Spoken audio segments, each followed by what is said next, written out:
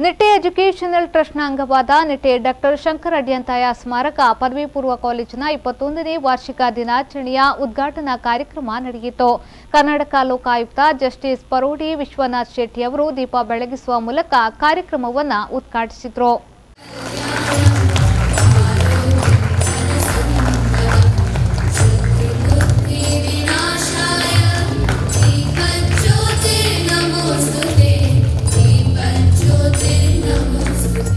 ಬಳಿಕ ಮಾತನಾಡಿದ ಅವರು, ಯುವ ಶಕ್ತಿಗಳು ದೇಶದ ಇತಿಹಾಸವನ್ನು ಆಳವಾಗಿ ಅಧ್ಯಯನ ಮಾಡಿ ಜ್ಞಾನ ವೃದ್ಧಿಸಿಕೊಳ್ಳಬೇಕಾಗಿದೆ.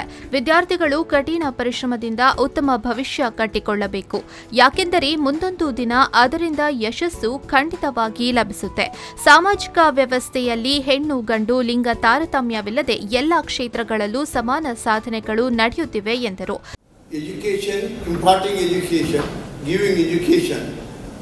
Is the duty of the state, but state alone, on account of financial constraints, possibly will be not in a position to provide education to all the student population. Then the private institutions will have to step in and provide quality education to the students. We are in a democracy. The best part of democracy is whoever is born in this country, if an opportunity is given to such a child or a student, he can occupy the highest position, constitutional position of this country.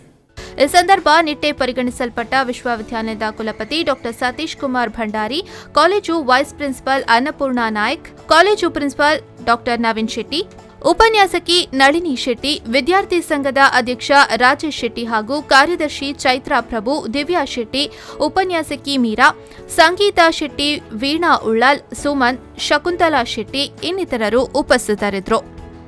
Arif Kalkatta, ವಿ4 news 24/7 Deralakatte.